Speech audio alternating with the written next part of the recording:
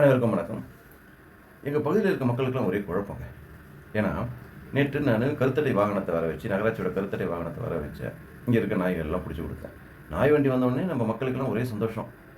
ஆனால் நானே நாய்களை பிடிச்சி கொடுத்த பாருங்க, அப்போ குழப்பமாகி போச்சு. என்னடா இது, வண்டி வந்தால் இவன் தான் பிரச்சனை பண்ணுவானேன்னு பார்த்தா இவனே எல்லாத்தையும் பிடிச்சி கொடுக்குறானே அப்படின்னு ஒரு குழப்பமாகி போச்சு அவங்களுக்கு. இந்த புரிதல் தான் மக்களுக்கு வரணும். எல்லாத்தையும் பிடிச்சி கொடுத்தாச்சு. உண்மையாலுமே கடைசியில் ஒரு நாய் பயந்துது. எப்பயுமே என்கிட்ட ஏறி விளாட்ற ஒரு நாய் வந்து என்கிட்டயே வரலை.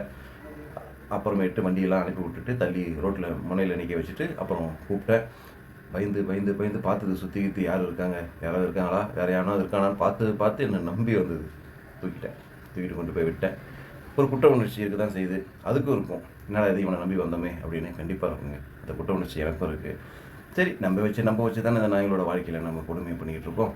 ஒரு நல்ல விஷயத்துக்காக நம்பிக்கை துரோகம் பண்ணலாமே அப்படின்னு என்ன நானே ஆதரப்படுத்திக்கிட்டேன். ஆனால் இந்த மக்கள் என்ன யோசிக்கிறாங்கன்னா, இதுமாரி அமைதியாகவே இருந்தால், உண்மையிலே அமைதியாக தான் இருக்கிறோடு, இதேமாரி அமைதியாகவே இருந்தால் இவ்வளோ நல்லாயிருக்கும், நிரந்தரமாக இருக்கக்கூடாதா இந்த அமைதி அப்படின்னு நினைக்கிறாங்க. நிரந்தரமான அமைதி எதை அவங்க எதிர்பார்க்குறாங்க? இப்படி ஒரு அமைதியோ? சரி, இந்த அமைதி நீடிச்சதுன்னா என்ன நடக்கும் தெரியுங்களா? நேற்று நடந்த சம்பவம் தான் இதுவும். இதையும் பாருங்களேன்.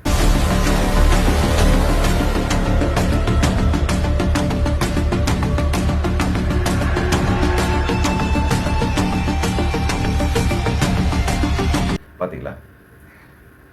நாய்களே இல்லைன்னா இப்படி ஒரு சம்பவம், இப்படி பல சம்பவங்கள் நடக்கும் தெரியுமா? திருட்டு சம்பவங்கள் நடக்கும். வாகனத்தை வேகமாக ஓட்டிட்டு போவாங்க. குழந்தைகளோட இடிக்கிறது, குழந்தைங்களை கடத்துறது, பெண்களை வந்து பாலியல் ரீதியாக, இதெல்லாம் ரோட்லேயே நடக்கும். கண்டிப்பாக நடக்கும். கடவுள் நம்பிக்கை இருக்குது அவங்களுக்குலாம். ஏன்னா ஒவ்வொரு உயிரும் ஏதோ ஒரு காரணத்துக்காக தான் இந்த பூமியில் படைக்கப்பட்டிருக்கு. நீங்கள் சொல்கிற மாதிரி மனிதனுக்காகவே படைக்கப்பட்டிருக்குன்னு வச்சுங்களேன். மனிதனுக்காக படைக்கப்பட்டது தானே, அப்போ இதுவும் மனிதனுக்காக ஏதோ ஒரு காரணத்துக்காக தானே படைக்கப்பட்டிருக்கும் அப்படின்னு கடவுள் மேலே நம்பிக்கை வச்சுருந்தா நம்ம இதை எதிர்க்க மாட்டோம். எல்லாத்துக்கும் ஒரு காரணம் இருக்கும். சிந்தித்து செயல்படுங்க. ஒரு நல்ல குடிமகனாக இந்த சமுதாயத்திற்கு ஒரு நல்ல சமுதாயத்தை உருவாக்குவோம் என்ற தெளிவோட வாழ்க்கையை கடந்து செல்வோம். நன்றி.